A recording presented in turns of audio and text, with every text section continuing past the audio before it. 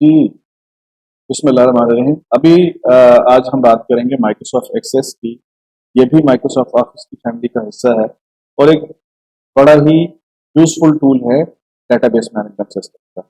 अगर आपका data small और मीडियम लेवल की डेटाबेस है तो आप इसके अंदर बड़ा अच्छा इसको मैनेज कर सकते हैं। माइक्रोसॉफ्ट एक्सेस के अंदर जो है is a database management system. यहाँ पे आप मल्टीपल यूजर्स को अलाउ कर सकते हैं, तो डाटा को स्टोर कर सकते हैं और एनालाइज कर सकते हैं। उसमें आप डेटाबेस क्रिएट कर सकते हैं, टेबल डिज़ाइन कर सकते हैं, क्वेरीज लिख सकते हैं, फॉर्म्स डिज़ाइन कर सकते हैं, रिपोर्ट्स डिज़ाइन कर सकते हैं। फिर आप रिलेशनशिप मैनेज कर सकते हैं between the tables two ensure the data integrity. और कॉम्प्लेक्स क्वेरीज के लिए आप फिर इसमें ऑटोमेटेड टास्क जो है मैक्रोज या ट्रिगर्स बनाना चाहें तो आप इसके अंदर बना सकते हैं। ठीक है, इसी तरीके से आप इसके अंदर डाटा इंपोर्ट एक्सपोर्ट की बड़ी पावरफुल फंक्शनलिटी है। आप एक्सेल से या CSV फाइल से डाटा ले भी सकते हैं और अपना एक्सेस से डाटा वहाँ पे एक्सपोर्ट भी कर सकते हैं। फिर आप इसके अंदर डाटा वैलिडेशन के रूल सेट कर सकते हैं, लाइक ईमेल के लिए, पासवर्ड के इनपुट के लिए या डेट की वैलिडेशन के लिए। तो इसके अंदर काफ़ी सारे फीचर्स अवेलेबल हैं। मल्टीपल यूजर की कोलैबोरेशन आप इसके अंदर कर सकते हैं, डाटा के अंदर, डेटाबेस के अंदर सिक्योरिटी फीचर्स इसके अंदर सेंसिटिव डाटा को प्रोटेक्ट कर सकते हैं।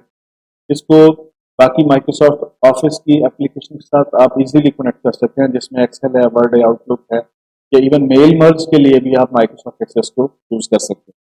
इसके अंदर आप कस्टमाइजेबल डैशबोर्ड बना सकते हैं, जिससे आपका क्विकली और जो की KPIs हैं उसकी बेस पे आप ग्राफ्स, चार्ट्स, टेबल्स बना सकते हैं और डाटा को विजुलाइज कर सकते हैं। इसके अंदर कुछ बिल्ट इन टेम्पलेट्स भी हैं जिनको आप यूज कर सकते हैं और इसको आप माइक्रोसॉफ्ट 365 ऑफिस के साथ आप क्लाउड की इंटीग्रेशन भी कर सकते हैं।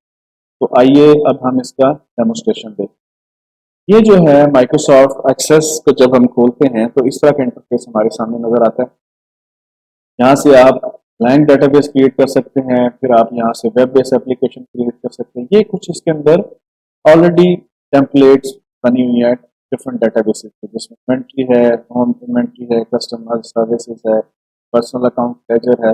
तो आप किसी भी टेम्पलेट को यहाँ से यूज करते हुए उसकी डेटाबेस बनाएंगे। तो जब आप टेम्पलेट्स को यूज करते हैं तो उससे रेलिवेंट जितने टेबल्स हैं, रिपोर्ट्स हैं, फॉर्म्स हैं, वो ऑटोमेटिकली क्रिएट हो जाते हैं। इवन आप ऑनलाइन भी सर्च कर सकते हैं यहाँ से कि कोई ऐसी टेम्पलेट जो आप ढूंढना चाह रहे हैं और उसका कोई काफ़ी सारा काम हुआ, तो यहाँ से आप उसको सर्च कर सकते हैं। चलिए हम यहाँ से एक ब्लैंक डेटाबेस खोलते हैं। ठीक है, वो कह रहा है जी डेटाबेस का नाम क्या है रखना चाहते हैं। मैं कहता हूँ जी डेटाबेस 2 नाम रख दें। तो उसने जैसे ही किया तो मेरे सामने उसने टेबल्स खोल दी।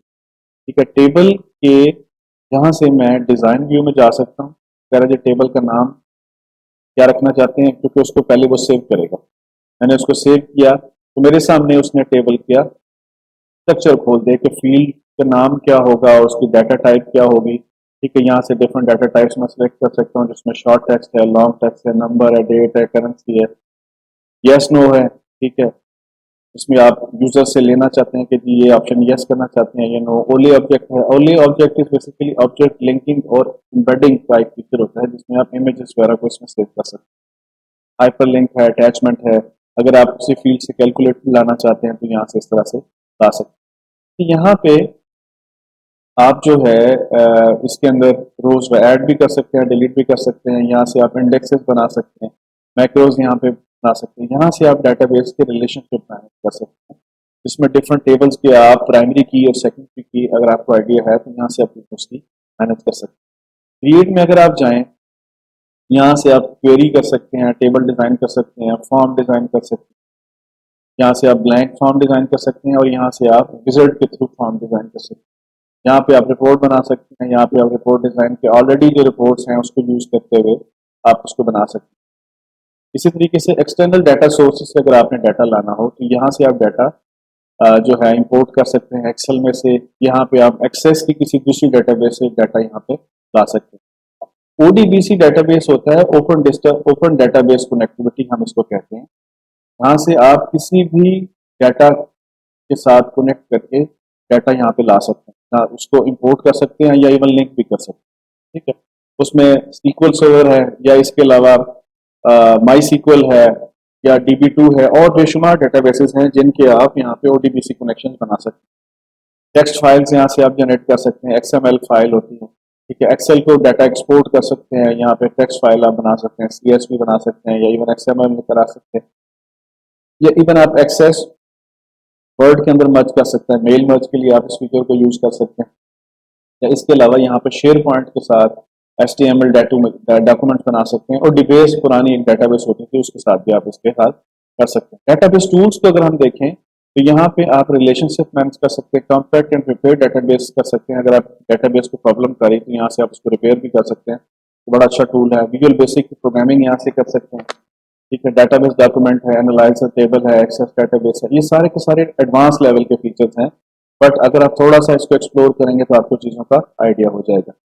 और लास्ट में जो है यहाँ पे आप डिज़ाइन जो है उसके अंदर अमेंडमेंट्स कर सकते हैं, जैसे व्यूज़ हैं, ठीक है, डाटा शीट व्यू है, ठीक है, प्रॉपर्टी शीट है, मैक्रोज यहाँ पे बना सकते हैं, ऑब्जेक्ट डिपेंडेंसीज यहाँ पे इसके आप मैनेज कर सकते हैं।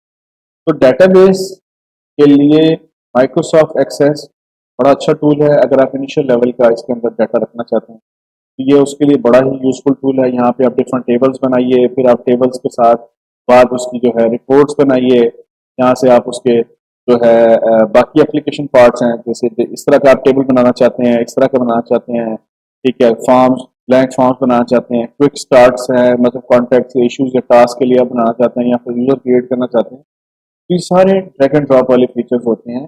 बैकएंड की प्रोग्रामिंग के लिए आपको वरी करने की जरूरत नहीं होती। तो ये माइक्रोसॉफ्ट एक्सेस का इंटरफेस था जो हमने देखा।